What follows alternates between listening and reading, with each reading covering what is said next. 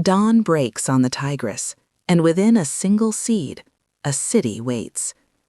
Along a muddy bend in the river, a farmer presses barley into damp silt. This one small decision, to stay, to tend this land, changes everything. Staying creates a surplus of food.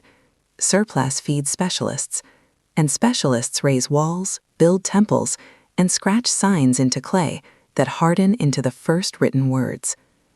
From these humble fields, villages fuse into cities, and humanity begins to write its own rules. To govern these new cities, rulers needed more than walls. They needed laws, records, and roads. This new infrastructure, of pavement and of principle, allowed strangers to share a common destiny. Think of Persian couriers racing the royal road, binding an empire together one message at a time. For as power scaled, ideas had to scale with it. Around 200 years before the Common Era, the Emperor Ashoka, transformed by war, carved edicts of mercy into stone. In the East, Confucian philosophy trained officials to govern with virtue. Our modern debates on citizenship and ethics still echo these ancient courts. Ideas, like goods, needed pathways, and merchants would soon carve them across the known world. And so the world began to connect. Across vast deserts and open steppe, a network of trails we now call the Silk Road stitched distant cultures into a single sprawling conversation. In the Indian Ocean, predictable monsoon winds turned the sea into a seasonal highway.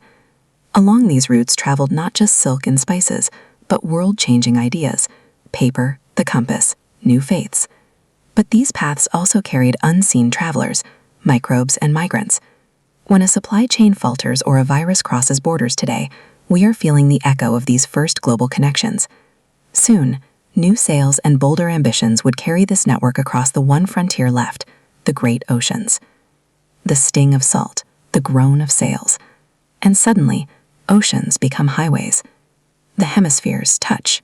Around the year 1500, on the deck of a creaking caravel, a new era is born. Its wake carries germs that will fell empires, silver that will reshape economies, and the stolen lives of millions. This Columbian exchange forever alters the world's diet and its demographics, while the Atlantic slave trade builds new fortunes on unimaginable suffering. The descendants of that first farmer on the Tigris are now caught in a global web of power and finance, all set in motion by that first daring and devastating crossing. This new global system accelerated the flow of knowledge. The telescope and the printing press shattered old certainties.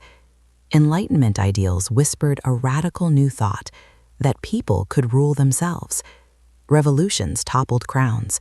Factories harnessed the power of rivers, then of coal, fueling the explosive growth of cities.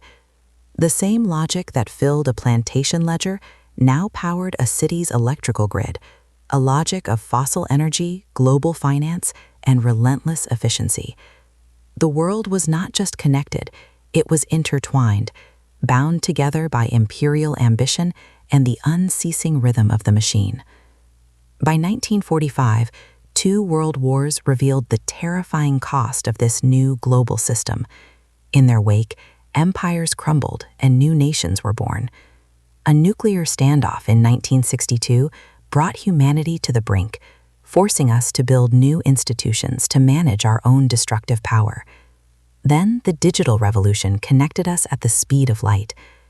Today, that connection is undeniable. A climate shock on one continent is felt on another. A pandemic spreads through the very networks we built to bring us closer. Our choices about artificial intelligence, about genetic editing, about the Earth itself, now have consequences that ripple across the globe. Our screens shrink the distance between us, but they enlarge our shared responsibility. The story that began with a single seed planted in the soil now rests in all of our hands.